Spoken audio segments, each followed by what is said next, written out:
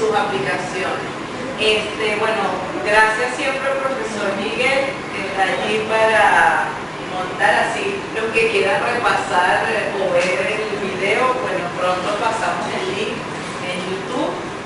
Le hacemos propaganda en nuestro canal para que vayan y vean algunos de los videos que están allí que les interesen. Ok, gracias, Pierre. Gracias, Rosy.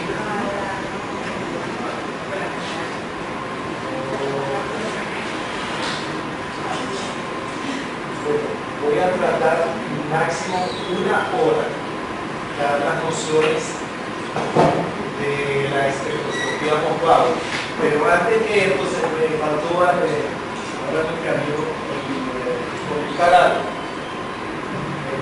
Lo que hacemos, dice el señor, lo que hacemos vida científica. La espectroscopía Monbao es una especialidad dentro de la rama de física de materia condensada que aborda varios problemas. Entonces, es decir, si hay un problema, por ejemplo, de superconductividad, se aborda desde el lado de modelo y del lado de las medidas y el desarrollo también de los materiales. Uno de las aproximaciones es la espectroscopía Monbao, como también podría ser difracción del rayo X, difracción de neutrones, espectroscopía Raman.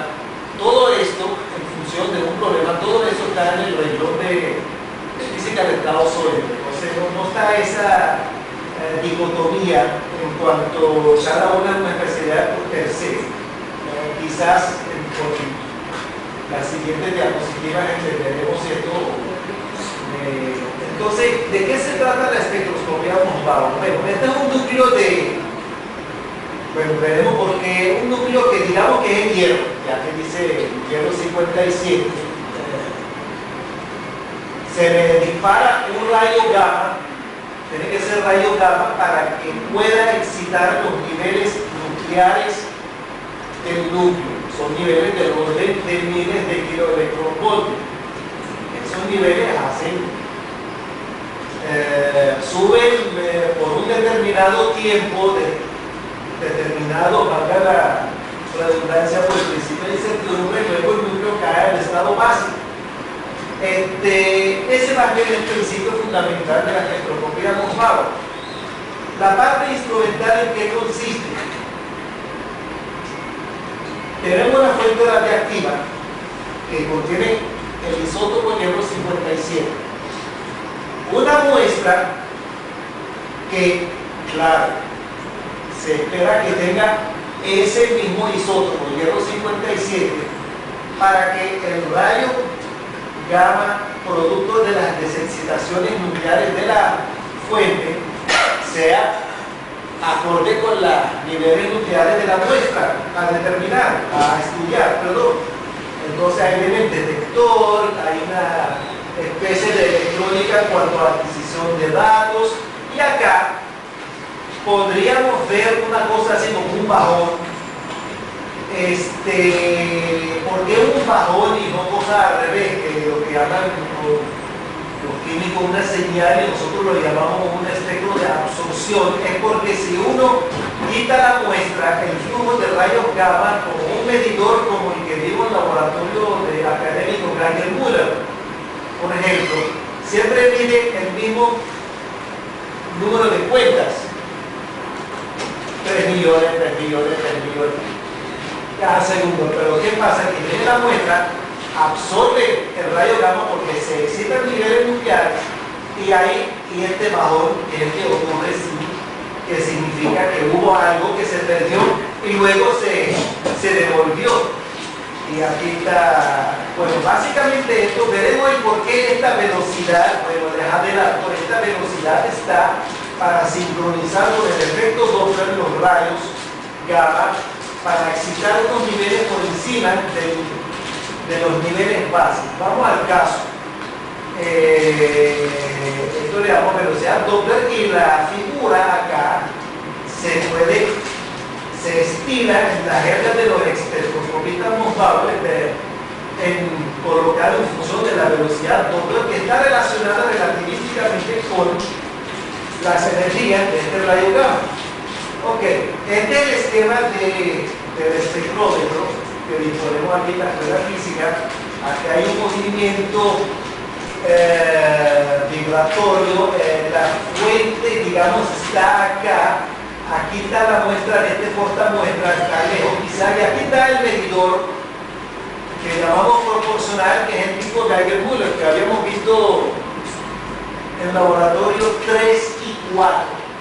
Y aquí está el mismo esquema, un esquema parecido, donde aquí está el vibrador. Este es un tanque de helio y nitrógeno líquido para poder medir el comportamiento de la muestra a bajas temperaturas. Hay un regulador de temperatura también para ir desde helio líquido hasta temperatura ambiente, y atrás está, cubierto por un nylon, el medidor.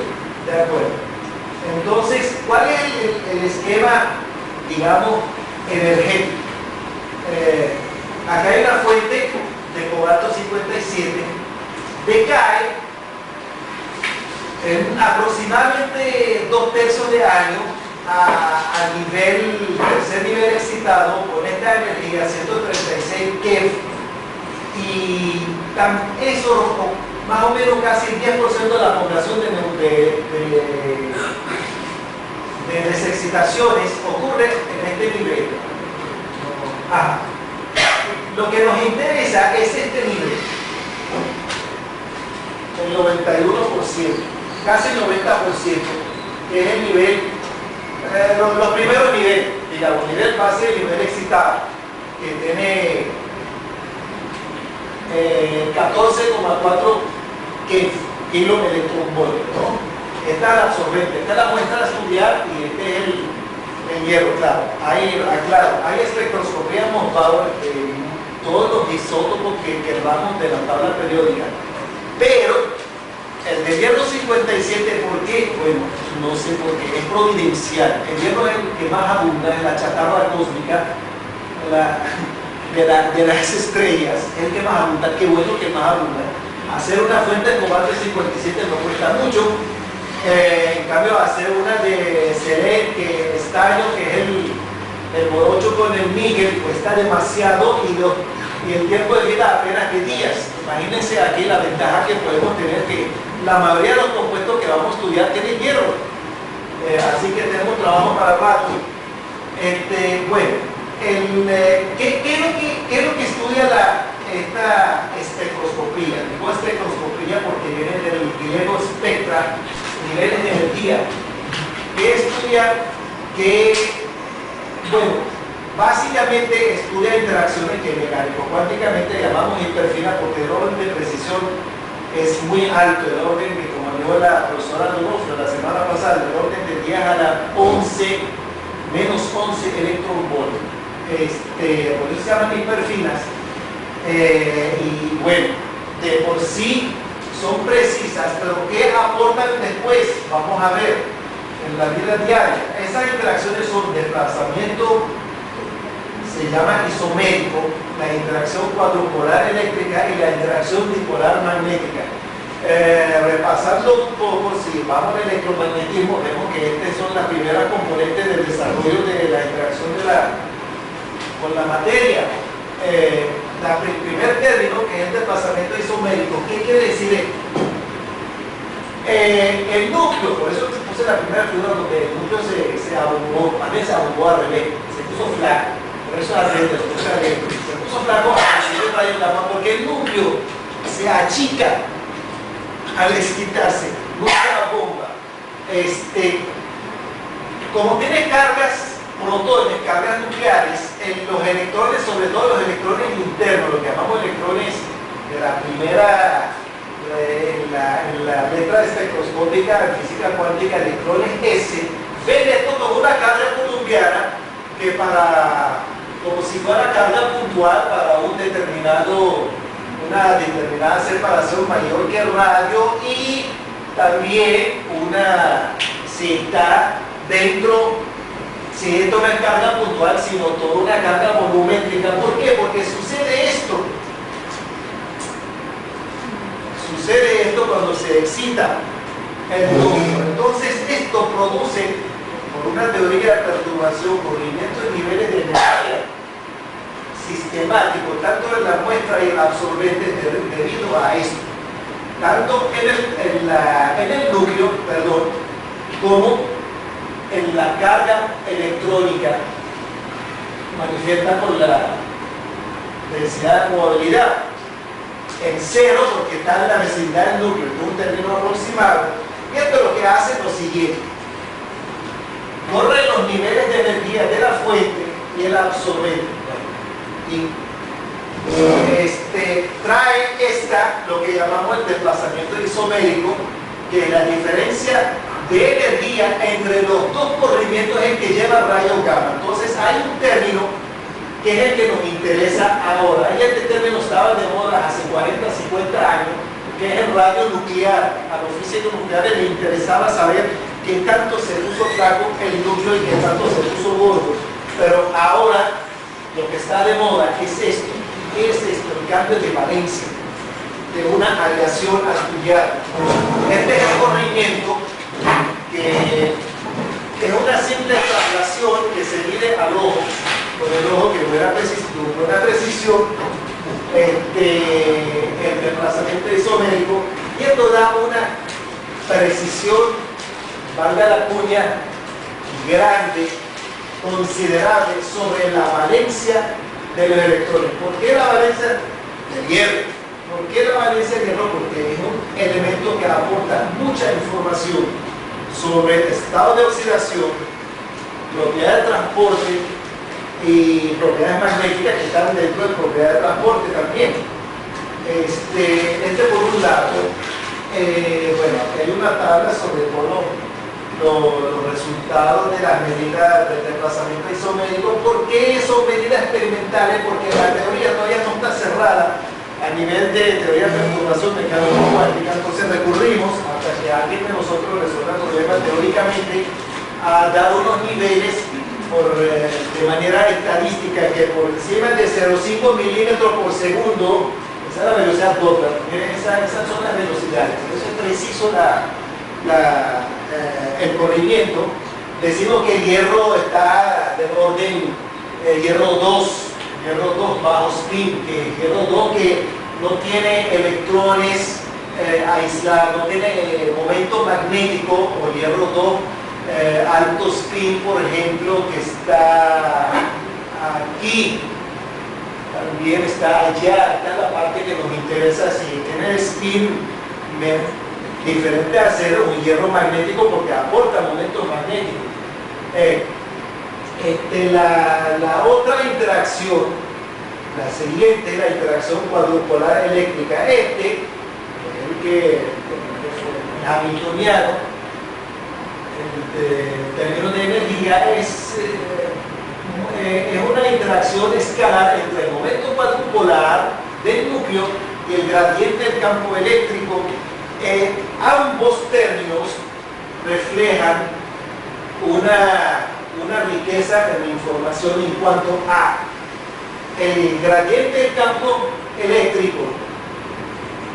Si suponemos una asimetría axial en una determinada dirección, en primera aproximación llega al gradiente cambio, es el término del voltaje, el campo potencial, tiene estos términos. Entonces hay un término de los iones y un término de los electrones de valencia, y llega a esta expresión. Pero ¿qué quiere decir esto en la vida diaria? Los iones es mucho más apreciable que los electrones. Lo que quiere decir es esto, en cristiano, si me permite la palabra. Aporta una información sobre la distribución simétrica o asimétrica de la carga electrónica alrededor del núcleo, y en la misma información sobre el núcleo per se. Si por ejemplo el cuadrupolo es 0, Si es esférico completamente, que sabemos que no es el núcleo, es menor que cero o mayor que cero si tiene o tipo aguja o tipo arepa. Y estos son los autovalores de los niveles de energía que hace esto. Ahora, ¿para qué? ¿Qué información nos aporta esto después de este tratamiento? Es que el nivel, esto afecta solamente el siguiente nivel, digamos, que llamamos aquí con los términos I latina grande, son los niveles nucleares, a diferencia de los niveles electrónicos de los átomos que son J y medio y 3 medios. Entonces este nivel se desdobla en dos niveles, y con la aproximación de muestra en polvo, donde está toda la orientaciones posibles entre rayos gamma y el campo eléctrico interno, el gradiente del campo eléctrico, las transiciones tienen la misma intensidad. Acá este ángulo se promedia en todos los valores. Lo que quiero decir es lo siguiente: se observa esto donde antes se observaba una sola absorción, ¿no? Y la separación entre estas dos a ojo me dice muchas cosas. ¿Qué tan simétrica la distribución de la carga? ¿Por qué me interesa esto? Por esto: defectos en la red, en sólido, entre otras cosas. Por ejemplo, las coordinaciones. Si la disposición de los átomos está en las 6 caras de un cubo, o puede ser, no tiene que ser cubo, decimos que es una coordinación octaédrica, porque si uno dibuja paredes entre cada átomo adyacente, logra 8 paredes. Y aquí tetraédrica, que parece una pirámide invertida, y aquí cúbica, si aquí está en 2 posiciones diagonales a otras 2 posiciones, y aquí sí están en todas las vértices del cubo. Entonces, si se separa de esta coordinación la primera vecindad, decimos que hay un defecto ahí. Y esos defectos son importantes. Más bien, queremos que haya defectos para producir e inducir ciertas transiciones que nos interesan. Eso es lo que aporta la segunda interacción hiperfinal, que es la interacción cuadrupolar. La tercera y última, en la expansión de la interacción de la radiación con la materia, está la dipolar magnética, que es el producto del momento magnético nuclear y un campo magnético aplicado. Y esto tiene con el factor de la D nuclear, la constante nuclear de permeabilidad magnética, el número cuántico y el campo. Aquí está. Y estos son los niveles de energía, los autoestados, correspondiente al autoestado. Y bueno, pero aquí estamos hablando del núcleo. Es el núcleo que tiene un momento magnético muy bajo. Pero ¿cuáles son las fuentes del campo magnético? Podría ser una fuente externa, pero la realidad no es esta, aunque a veces lo hacemos, pero no nos sirve mucho. Me permito el comentario. Estos son lo que llamamos niveles Zeeman, pero nucleares. La fuente es simplemente los electrones, y vaya que los electrones internos que van a muchísima velocidad, que son los electrones S. Esta es la que llaman interacción de contacto de Fermi, núcleo de electrones. Estos electrones, aunque uno los subestima, yo lo tendría. Hace un electrón aquí solitario que va a mover un núcleo que pesa 1200 veces un núcleo. Si fuera átomo de hidrógeno, para tener una idea, por la ley de Ampère, eso da 12 Tesla. El átomo más simple de la naturaleza, el hidrógeno, al rayo de Bohr, 0,5 Armstrong, y el estado básico, esta es la velocidad mínima. Si queremos tener una idea de que son 12 Tesla, el superconductor, que yo sepa, más poderoso no llega a 10 pies. Bien. Este diagrama no está al revés. ¿Qué es lo que está al revés? O el electrón está girando al revés o las flechas están al revés. Cualquiera. No, porque la carga es negativa. Ah, no, cierto. La carga es negativa. Pero es un sistema de referencia, no hay problema. Lo que importa es el módulo ahorita. Gracias, Alberto. Hay otra fuente de campo magnético que termina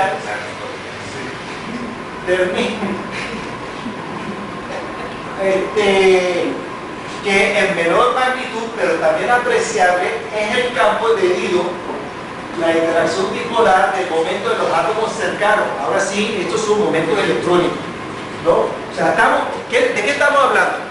Estamos hablando de una espectroscopía donde uno ve a través del núcleo de hierro. Uno está montado en algo que es el núcleo de hierro y ve alrededor esa lluvia de electrones, de tormentas magnéticas, tanto internas como externas de otros átomos.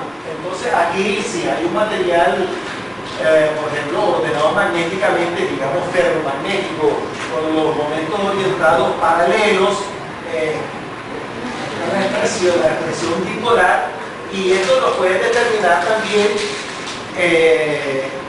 lo puede censar, si me permiten la palabra, el átomo, el núcleo de hierro, y de ahí los niveles nucleares se levantan. ¿Ven? Estos son los niveles Zeeman que llamamos cuando uno aplica el campo magnético.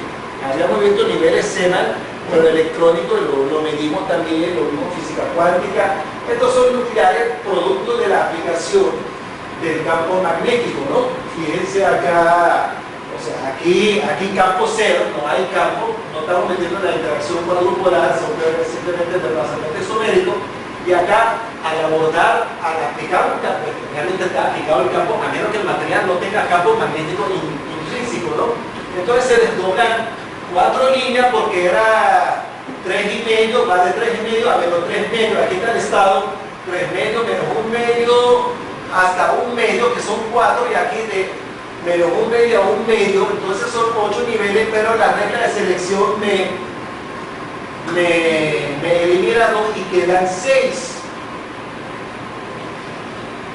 Entonces, uno que hace espectroscopía bombado, cuando ve un espectro así, wow, este material es magnético, ordenado ferromagnéticamente o antiferromagnéticamente, porque el sondeo es local.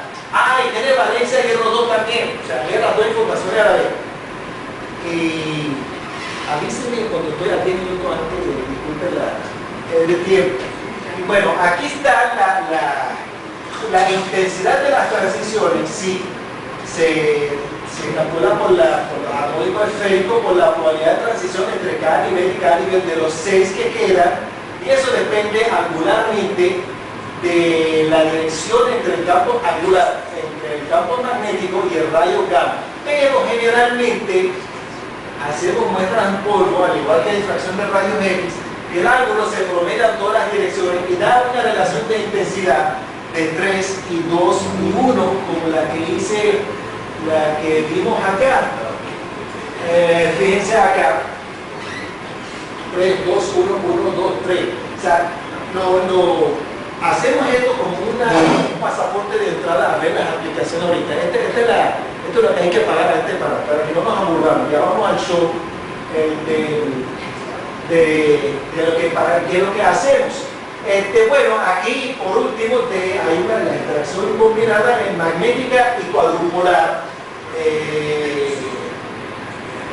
que siempre está el desplazamiento isomérico, por cierto.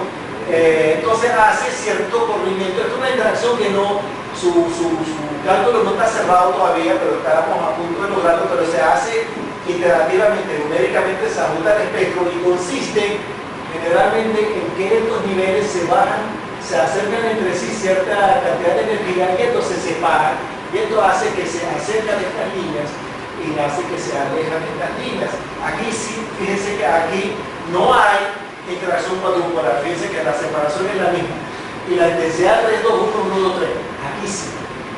Y esto sí da una idea sobre el tipo de la coordinación alrededor del hierro. Bien, resumen. ¿Qué es y en qué lo usamos? Desplazamiento isómero, valencia de hierro. Interacción cuadrupolar, la simetría de coordinación de los primeros vecinos, quizás los segundos también, pero más que todo esto. Y la dipolar magnética, el tipo de magnetismo, si es ferromagnetismo, todas las brújulas que llamamos los momentos magnéticos ordenados, unidireccionales o antiferro o paramagnéticos, todas las direcciones y otros que no usen que es de magnético. Esto es lo que ve, para eso usamos el propuesto de Amos-Bauer. Ahora, ¿en qué la usamos? Depende de la orientación de cada uno.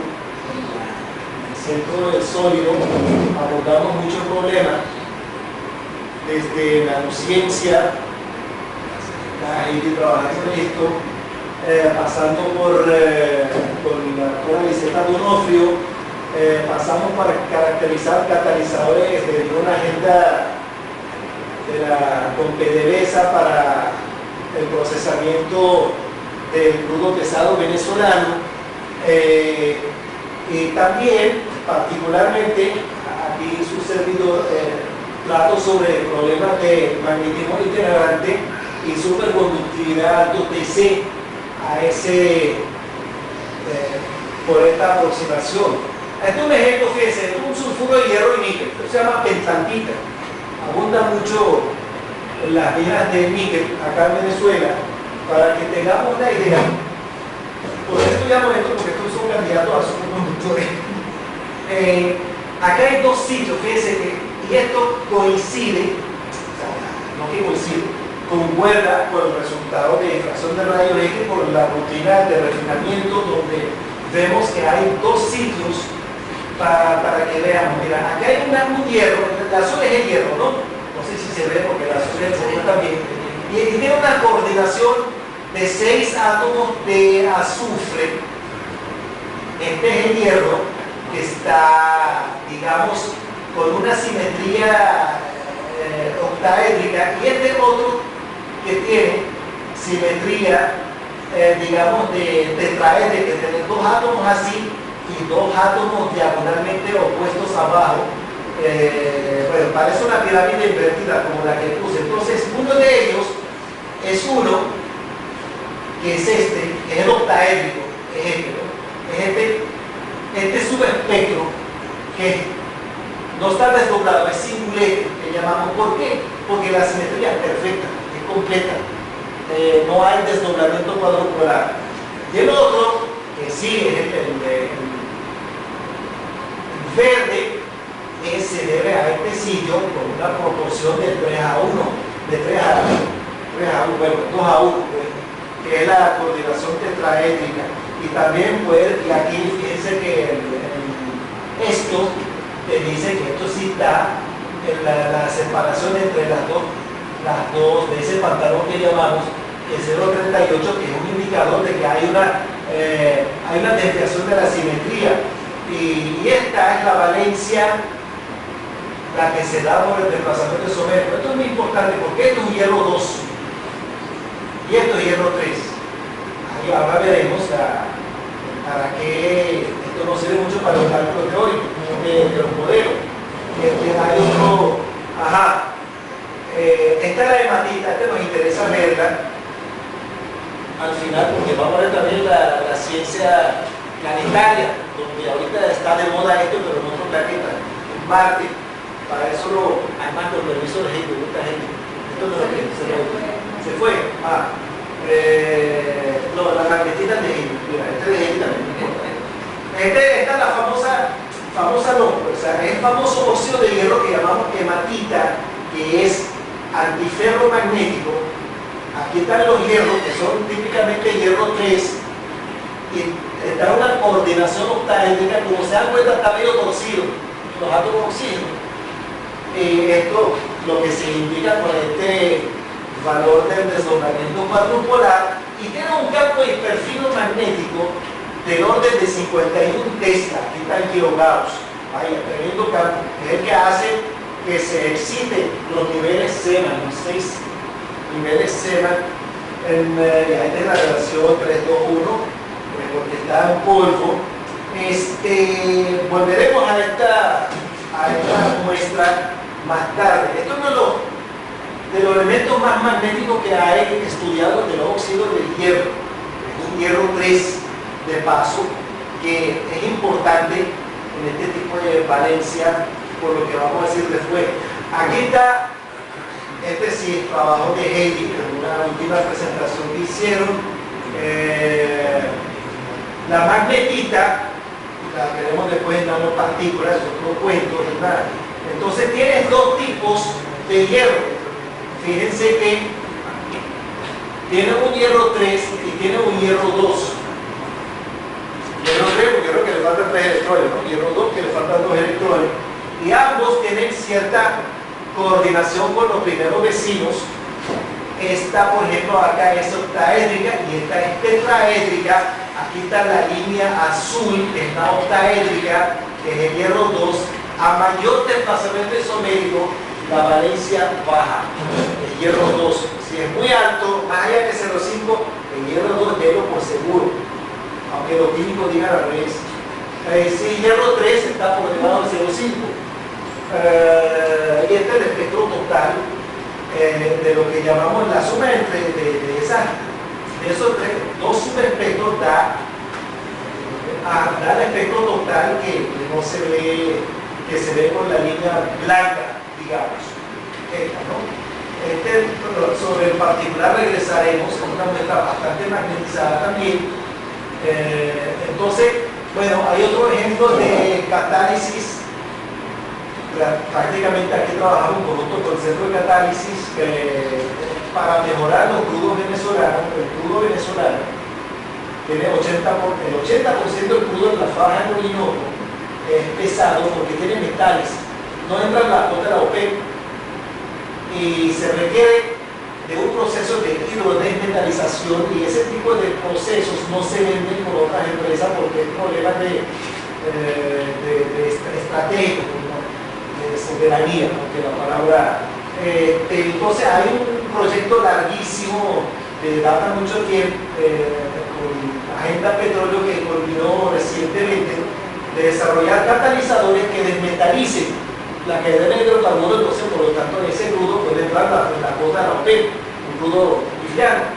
Uno de los catalizadores que se logró desarrollar y con éxito es la arcilla venezolana, que se llama monobolita. Miren esa fórmula carbonita que está ahí arriba, que consiste, claro, por rayos X no se ve bien, porque siempre están pequeñas partículas. Ahí entra en rigor la ventaja de la espectroscopía Moss-Bauer, porque no le importa el tamaño de partícula.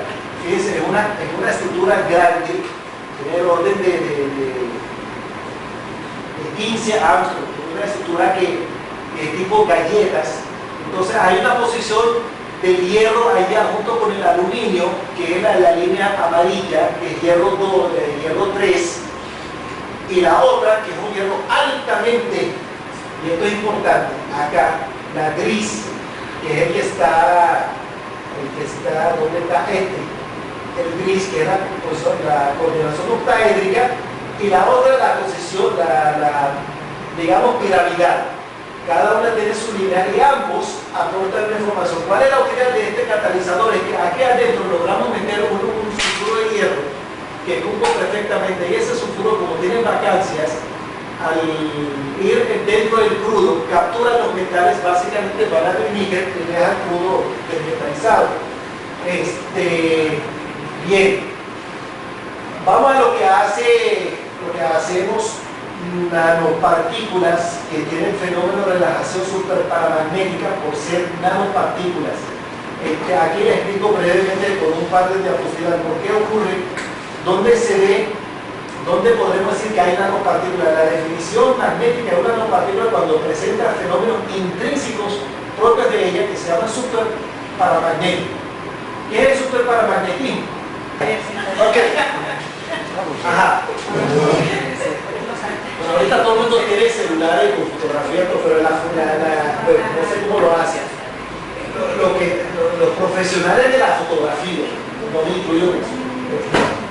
sabe que cuando uno usa una cámara con obturación lenta, ¿qué quiere decir obturación lenta? Que abre el diafragma y lo cierra en un tiempo que ya el fenómeno habrá pasado, entonces captura varias secuelas de imágenes como esta.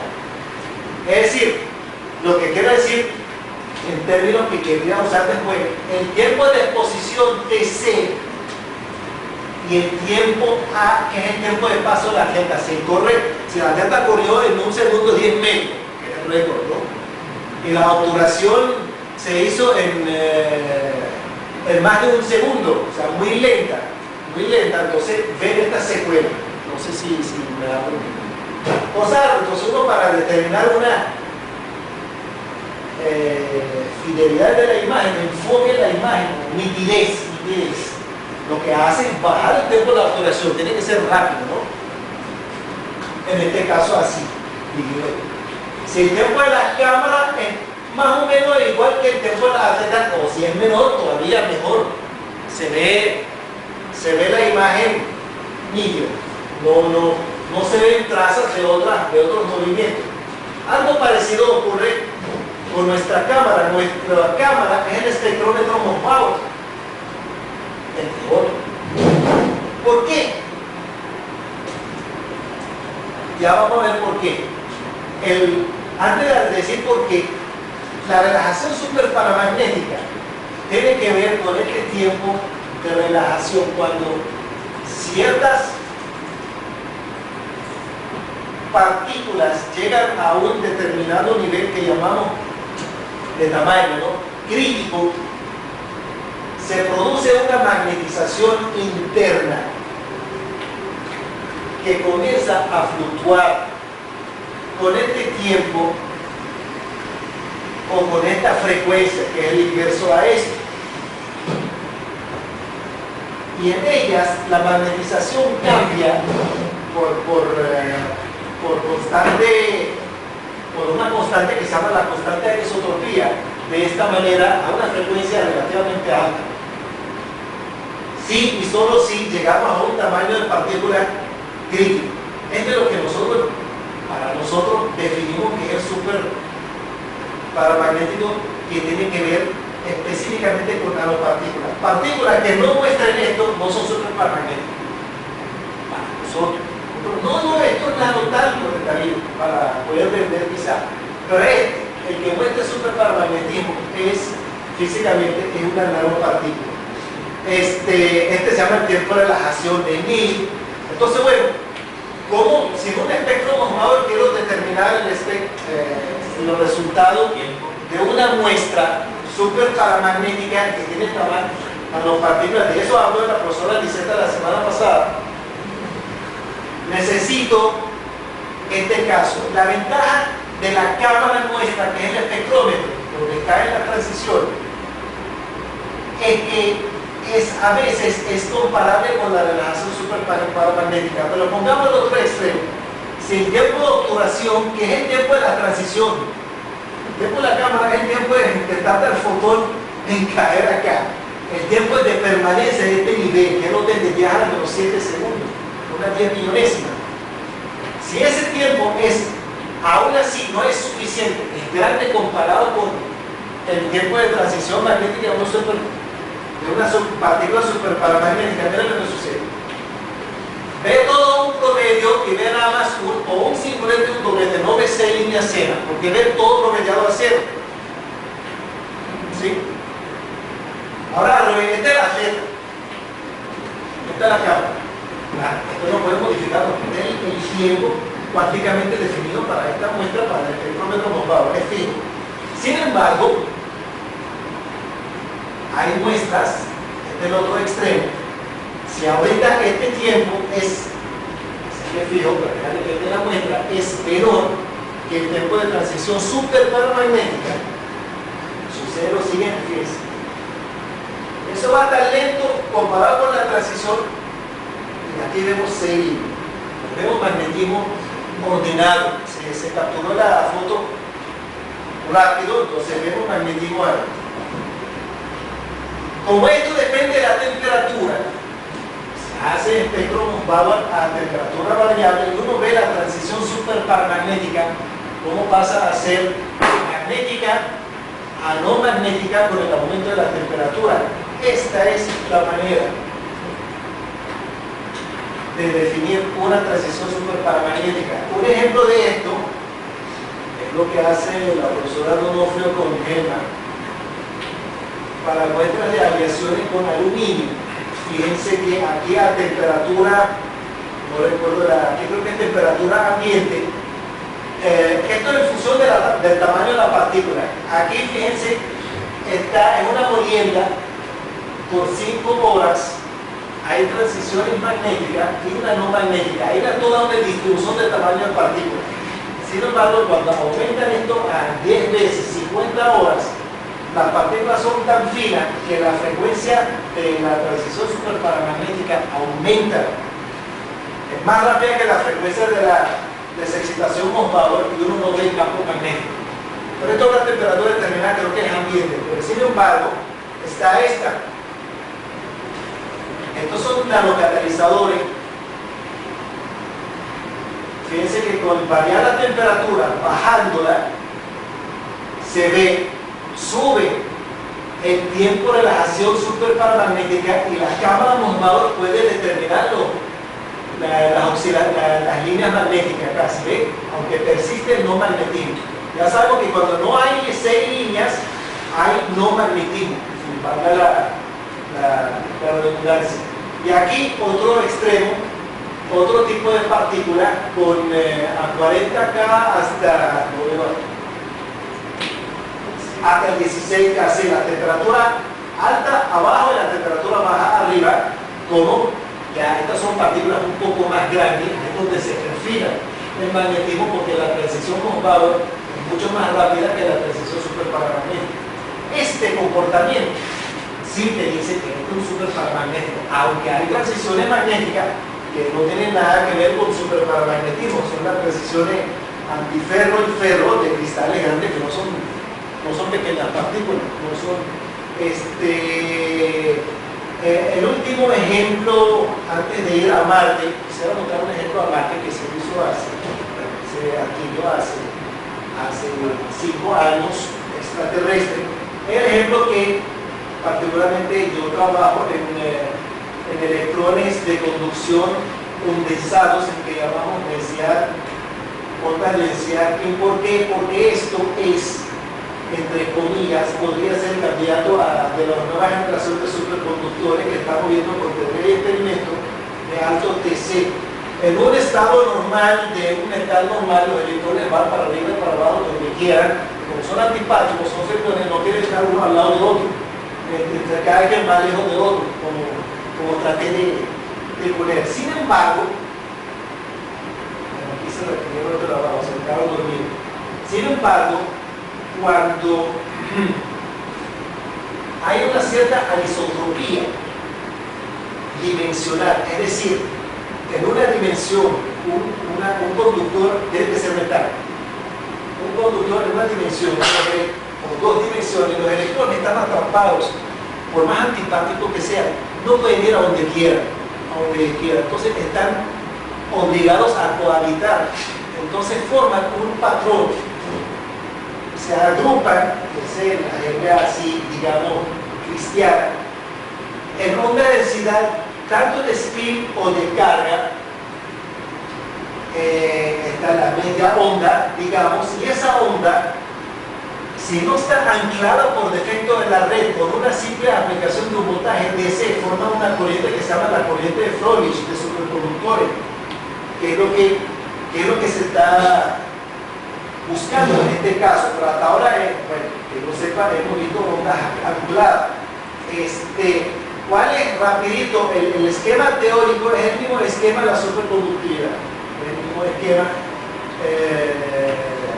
que tienen que ser metales con electrones D y que tengan un anidamiento, un vector de Fermi que ligue, en vez de electrón, en caso superconductor, tienen que ligar electrón hueco,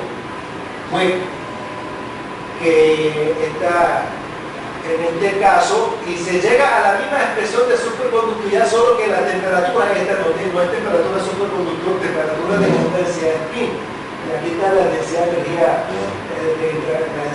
localizado a nivel de Fermi. Esta es la energía de interacción de Coulomb. ¿A qué se debe esto? A que para un gas de electrones ideal, la función de respuesta que lleva este nombre quiebra para la zona donde está en la vecindad del nivel de Fermi, sobre todo en una dimensión. De ahí que los electrones de una dimensión no pueden escapar. Ahí se debe a esto a nivel teórico, ¿no? Y para no redarles mucho el caso, aquí se ve que donde haya una conexión entre un electrón y un hueco, es muy probable que se haga más fácil en una o dos dimensiones, se reducen dos dimensiones, nada más el contacto entre dos cilindros. En tres dimensiones es demasiado difícil, aunque se detectó en el cromo que tiene esa particularidad que tiene onda de densidad de spin, es lo que provoca la creación de onda de densidad, el surgimiento de esa ruptura de simetría que llamamos onda de densidad de spin. Este es un ejemplo, por ejemplo, del hierro vanadio, que acá, esto es una celda monoclínica, pero aquí los metales forman ese enlace zigzag, y aquí va la onda, porque entre esta lámina y esta lámina no pueden ir. Entonces, y aquí, por el desplazamiento isométrico, decimos que esto no es no magnético. Sin embargo, aparece una especie que no son celdas ceras, sino un campo magnético muy bajo, 10 veces más bajo, que es el que se debe a los electrones itinerantes, no a los electrones localizados. Este es otro, el hierro molibdeno, que también presenta ese tipo de cosas, pero a nivel de dos dimensiones acá, porque es una galleta hexagonal, y los electrones van aquí encima y no pueden ir de una capa a otra, pero nos faltan cosas por ver. En fin, para terminar, el ejemplo, digamos, tan atractivo como los demás, pero más original. La geología es exactamente tal. ¿Por qué? Por esto. Marte, desde hace tiempo, se estaba discutiendo si tiene agua, si no hay vida, si no hay vida, etcétera, etcétera, etcétera. Marte es rojo, o se ve rojo al menos, por el ojo humano. ¿Por qué se creía que era rojo? Por presencia de hierro 3. Los hierros 3 generalmente son rojos. La tierra de abono, el ladrillo rojo, son hierros 3 que puede ser o hematita o magnetita o variantes de eso. Se intentó enviar varias sondas hace años, no recuerdo, yo era estudiante, y no se pudo detectar hierro 3. ¿Por qué hierro 3? Porque geológicamente hierro 3 indica que hubo o hay un agente corrosivo,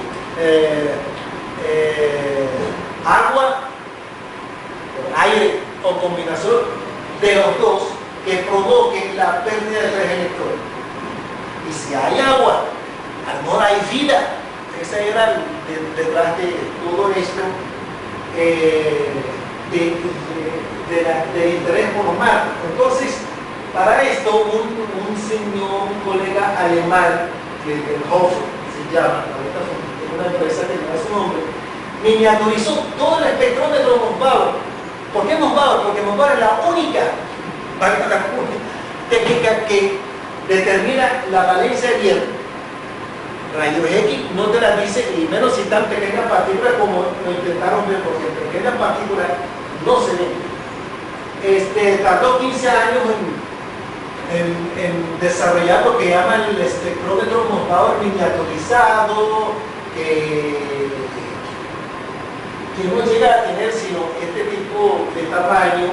Pero lo interesante del asunto, lo vimos en Brasil, que todo para tener una idea, este es nuestro espectrómetro abajo, que es el espectrómetro que se usa en todo el mundo, o sea, ni más ni menos,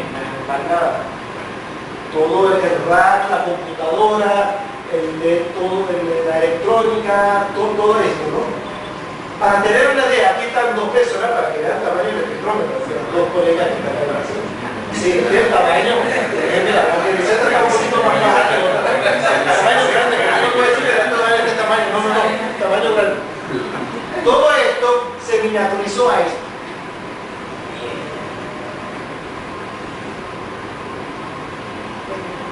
ya la conexión no es caja de disquete, ¿no? Claro, tiene su electrodo, su cosa, ¿no? Entonces acá, aquí está la fuente, que tiene que ser de actividad radiactiva superior, porque no a la terrestre, porque de aquí hasta que llegue la nave a Marte ya no haya perdido tanto, ¿no? O sea, no perdió, lo que quede todavía sea razonablemente fiable. Y estos son los detectores, 3 detectores de Mossbauer, porque es un Mossbauer de retroceso, lo que llaman, valga la anglicismo, backscatter, de retroceso, porque y este es de rayos X de fluorescencia. Arriba está la tarjeta. Entonces, acá, este es el que yo les mostré al principio, este es el espectrómetro normal. La fuente, la muestra y el detector, ¿no? Es el que llaman de transmisión. Y ahí la velocidad va en aloha. La velocidad, ¿cómo? En aloha. En aloha, en la otra cajita. ¿Cómo que aloha? O sea, aquí va la velocidad Doppler para que pueda hacer las transiciones Zeeman. Este es el que enviaron a Marte. No es que va a haber una muestra del detector atrás, porque no hay alguien que coloque el detector atrás. Va a haber un carrito robotizado, manda el rayo, separa una piedra, porque está programado con inteligencia artificial, y esta devuelve la señal y la ven acá, y aquí la velocidad Doppler está yendo. La velocidad Doppler para excitar las transiciones Zeeman subir más allá que 14 cuadros. Bueno, en este caso se ve el espectro invertido, simplemente porque es una adquisición y no es una absorción, o sea, es cambio de coordenada. Bien, aquí se hizo la prueba hace años en un desierto en Estados Unidos y dejaron el carrito de robot y tropezó con una piedra y bueno, un desierto creo que era mojable y bueno, este es el primer espectro terrestre de esta, entonces aparece, lo que importa es el desplazamiento. Aquí hay 2 componentes no magnéticos, el hidroxeno, un silicato de hierro y otro tipo de silicato de hierro, dos que tienen desplazamiento isométrico mayor y el otro es el 3 y tienen desdoblamiento cuadrupolar diferente, pero sobre todo el baricentro, el que te dice si es hierro 2 o hierro 3, aunque aquí los dos son hierrosos. Bueno, este es el esquema de la nave que enviaron, aunque ahorita hay otra más que se llama Curiosity, la última que enviaron. Aquí está el espectrómetro, dice donde estaba el IC3, ahí está sí, fueron a Marte, aquí está, claro, le dan la vuelta, entonces hay un taladro, luego hay un microscopio electrónico también, creo, no estoy seguro, y bueno, aquí está el primer espectro extraterrestre, llegó aquí al laboratorio hace 9 años, de la nave ETA, Spirit. Bueno, eso es lo que lleva, eso está lo dejan público, no es que para que todo el mundo lo analice. Fíjense, hierro 3, porque el baricentro, el desplazamiento isométrico está cerca del 0, a mayor baricentro es hierro 2, pero lo que me interesa es esto, al menos lo que fueron allá. Entonces el porcentaje en esa zona, que es el cráter, ¿cómo se llama? U6, es del orden de 0,6, 60%, vale el 40% de la proporción del hierro 3. Esto es tan importante como según va mucho como el alunizaje. O sea, esta es la primera huella de un planeta enviada aquí a la Tierra. Aquí está el espectrómetro ya al aire libre, entre comillas, Marte, capturado por la cámara encima de la nave. La hematita que de Heidi, que le pedí prestada, aquí está invertida, ¿sí? Acá hay algo de superparamagnético de la misma hematita. Se cree que es por la erosión con viento a altas velocidades que tiene componentes no magnéticas. Pero esta línea, ese campo magnético, es típico de una hematita, es decir, el hierro 3, en otras palabras. Y también, no recuerdo cuál es esa componente amarilla que la que está acá, no recuerdo, pero esta es hematita. Esto es lo que se buscaba, entre otras cosas. Aquí también es importante, esta es una roca basáltica que tiene tanto hierro de 3 de magnetita, una mezcla de todo, hierro 2, pero cero, lo que se detectó en el desierto aquí abajo en la tierra, y la suma. Lo que quiero decir, bueno, aquí exageré la diapositiva porque ya casi termino, porque me interesa. Este es interesante. Este hierro 3, pero el problema, el detalle, lo interesante que a ver si no me acuerdo dónde esto se determinó en varios sitios, y acá se determinó con la otra nave a millas de distancia, que está limpiecito, que no tiene ninguna impureza, digamos, y es muy curioso, o sea, pareciera no natural, dice uno, no es un componente que no recuerdo cuál es de él. Por último, no sé qué sitio se determinó, o sea, se determinó una zona, es una aleación de hierro, que es la misma que se detectó un meteoro que cayó a la Tierra hace años, que es el meteoro que se creía que era de Marte. Bueno, ¿cómo se llama? Jarosita. Ese tipo de mineral en la Tierra existe debajo del mar, en los fondos marinos. Entonces, allá no hay mar, o había, no hay tampoco ahorita que había, ahí para gusto del consumidor. Aquí termino. Muchas gracias.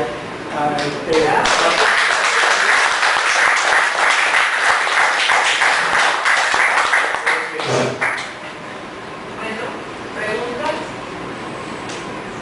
¿Nadie tiene? No, exacto, qué bueno. Son las 4 y 7. ¿Pregunta? No hay porque se tomó la hora. Hay que decirle que la prepare a 45 minutos para poderle preguntar 15 No, minutos. yo sí quiero preguntar. Me dijeron una hora. Yo sí quiero preguntar. Bueno, digamos que no sé nada de estas cosas de televisión. Ya sabes. Bueno, algo. Pero digamos, una cosa básica. Esa velocidad que mide, o sea, cuando ustedes miden allí en el aparato, ese es o sea, el software de una le entrega el espectro. Cuando ustedes están trabajando. A la velocidad 12.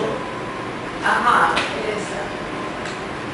Sí, también. Este es un carro que va para atrás y para adelante, y es para que el rayo gamma de 14.4 suba un poco de energía, entonarlo y bajarlo de energía. ¿Para qué? Subirlo más de energía, porque quiero necesitar niveles de la muestra magnéticos que van más allá que las dos líneas de abajo, las niveles cero. Entonces le enchufo más de energía con el efecto Doppler relativista. El segundo Modulando la energía del fotón para descubrir los motivos de entornos químicos distintos que hay. Sí, eso. Para mostrarte, fíjate, por ejemplo, así lo que dice Fernando. Acá. Para que pueda excitar estos niveles arriba, necesito más allá de 14,4. Y si son niveles desdoblados,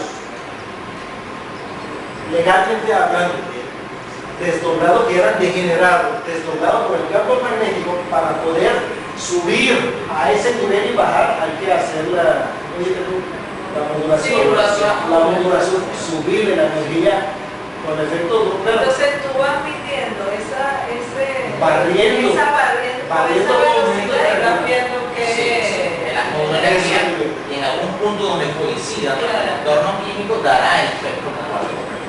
Claro, a veces no da, entonces hay que subir la velocidad para abarcar más, si los niveles son más superiores, ir más.